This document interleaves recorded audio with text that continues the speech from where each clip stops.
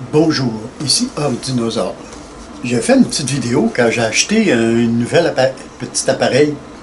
C'est un crayon 3D. Ça m'a pas pris beaucoup de temps pour savoir comment que ça fonctionnait. On a juste à le connecter. Il y a même un petit chargeur, si on peut appeler ça comme ça. C'est une petite cochonnerie de rien. Ça me fait penser que c'est que Apple fournit. Moi, j'en ai un gros il peut fournir. Il y a 24 connexions dessus. Il peut fournir jusqu'à 100 watts. Fait que je l'ai connecté direct dessus. La première chose qu'il faut faire, c'est d'appuyer ici sur le bouton du haut. Ça va faire monter la température. Un coup que la température va être affichée, moi je l'ai mis à 205 degrés. Là, même si vous pesez ici pour faire avancer le filament, ça ne fonctionnera pas. Il y a un petit moteur à l'intérieur, ça ne fonctionnera pas. Il faut qu'il atteigne sa température, exactement comme les imprimantes. Si il n'a pas atteint sa température, vous ne pouvez pas faire avancer la buse, le filament dans la buse. Fait que moi, là, il a atteint sa température. Fait que tout fonctionne très bien. Quand vous voulez retirer le filament, vous pesez sur le bouton du haut. Tourne dans le sens contraire. Si vous voulez le faire avancer, bouton du bas. Non, il n'a pas atteint sa température. Parce que dès qu'on l'éteint, ça retombe à une température très basse. Ça fait que c'est pour ça qu'il faut attendre. Là, je suis en train de peser sur le bouton du haut. Ça monte pas vite. Là, il est à 190. Je vais attendre qu'il soit à 200. Oh! 205. OK. Là, vous allez voir si ça va couler. Regardez. Ça coule. Je vais faire le zoom. Ça va être beaucoup mieux. On n'a qu'à appuyer dessus. Ça prend un petit temps pour que le moteur, dès que vous appuyez, là, on dirait qu'il y a un petit délai de 2-3 secondes. J'ai acheté ça, c'est pas pour faire des dessins sur une feuille avec du PLA. Non. Là, j'ai mis du rouge pour que vous voyez exactement ce qui va se passer. Quand vous avez des trous dans votre impression, là, c'est moi qui l'ai fait, là, parce que je n'avais aucune pièce pour l'instant qui avait des trous à patcher. Là, vous appuyez dessus. Oh. Il faut que je défasse cette petite affaire-là. On va prendre le cutter. Parce que le moteur, il n'est pas fort. Dès que ça jamme, là. Bon. On va y aller. Je pèse dessus. Regardez, je mets ça dans le trou. Comme ça.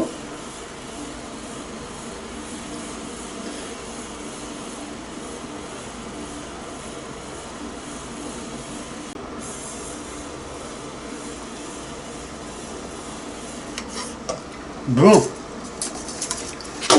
Là, vous voyez, j'ai mis du rouge. Je vais attendre qu'il soit complètement sec. Parce que tant qu'il n'est pas sec, je ne peux pas faire ça. Puis là, on prend un petit papier sablé.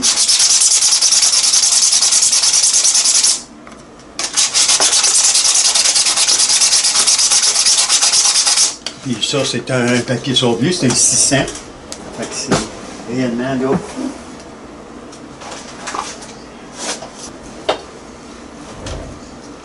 Là, je suis allé chercher un 120.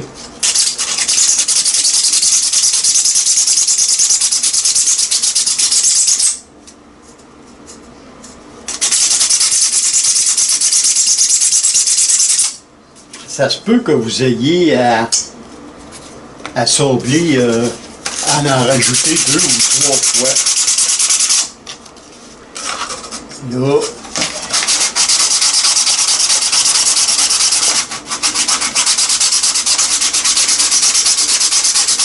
C'est sûr, quand c'est du blanc, vous prenez du blanc, mais moi, je voulais que vous voyiez qu'est-ce que ça faisait comme réparation. C'est le seul moyen de faire prendre une couleur différente qui est très voyant.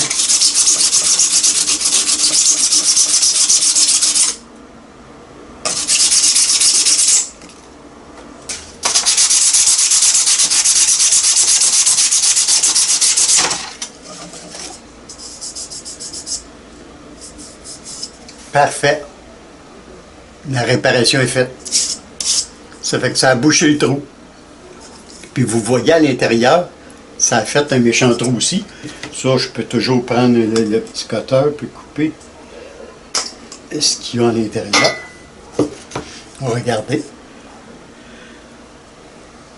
Si jamais l'intérieur a de l'importance, vous pouvez trop sabler aussi l'intérieur. Il y a juste le pied que je trouve qui est un petit peu cheapette, mais ça, je vais en imprimer un qui est meilleur que ça, parce que là, ça n'a pas d'équilibre à cause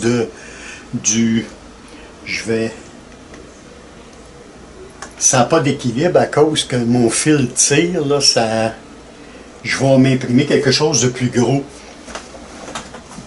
Je vais faire que c'est que j'ai fait avec ma troisième main pour faire de la soudure. Je vais me tailler une petite plaque de métal assez lourde que je vais imprimer une chose de PLA puis je vais la glisser à l'intérieur juste pour avoir du poids, puis je vais coller celle-là par-dessus.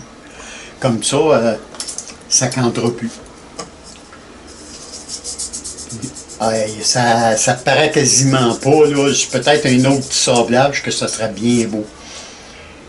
Puis si vous avez à le peinturer après ou à faire un post-traitement, il n'y a pas de problème. C'est du PLA, ça c'est du PLA. Fait que si vous mettez une couche de primer puis vous mettez de la peinture, ça ne paraîtra pas. C'est le même plastique qui va absorber, sous toute réserve, là, il va absorber la peinture, puis la peinture va adhérer autant après le blanc que le rouge, c'est du PLA. En plus, celui-là, je pense que c'est la même marque. Ça va être très, très, très pratique. Vous voyez, là, présentement, il est à 207. 207 degrés. Si vous voulez le baisser, c'est le bouton qui est en bas de l'afficheur. Si vous voulez... Parce qu'il est fait pour un droitier. C'est pour ça que moi, je suis gaucher, ça fait que l'affichage est en envers. En bas, c'est pour le baisser. En haut, c'est pour le monter. Ici, c'est pour faire un genre de on, en quelque sorte. Ça, ici, c'est pour le reculer, quand on veut enlever le moteur tourne dans le sens contraire.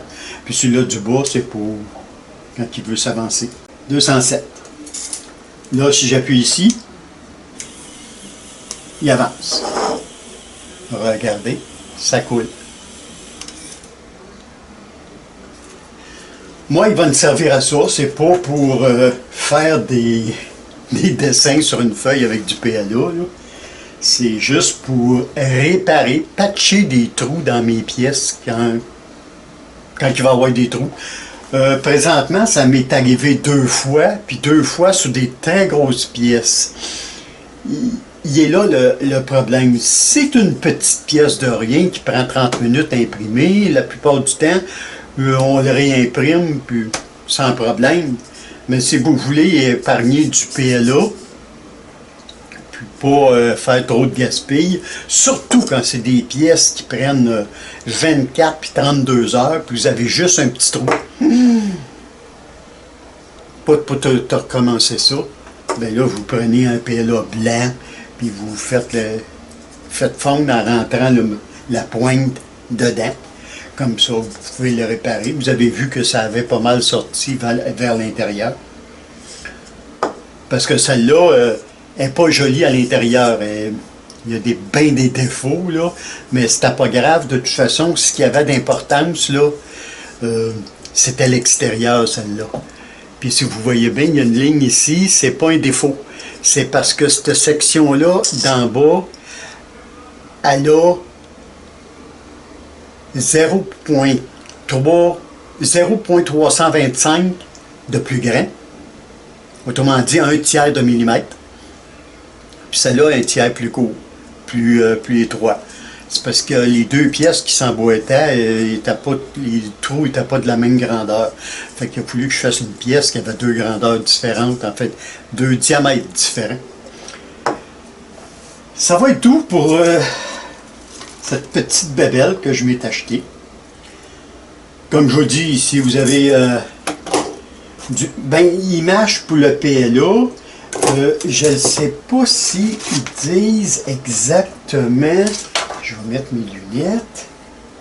C'est sûr que s'il fait l'ABS puis il fait le PLA, il fait le PATG, là, la température est entre les deux. Ouais. En tout cas, belle petite bebelle. Je vais quand même garder la boîte au cas où. Mettons qu'il marche quelques semaines, puis après ça, il brise. Là. Je le retournerai. Mais ça m'étonnerait beaucoup. Naturellement, on va... Là, il y a comme un petit défaut. Je vais voir. C'est parce que les pointes ne se changent pas. Il y a juste le... Pour les femmes, ils ont mis une petite affaire rose pour le capuchon, pour le bout. Non, il n'y a pas de pointe de rechange. Si jamais la pointe est abîmée, ça... Parce que ça a l'air d'être une céramique ou quelque chose, ou un plastique très dur. En tout cas, ça a l'air d'être une céramique. C'était Ordinosaure. Salut, à la prochaine.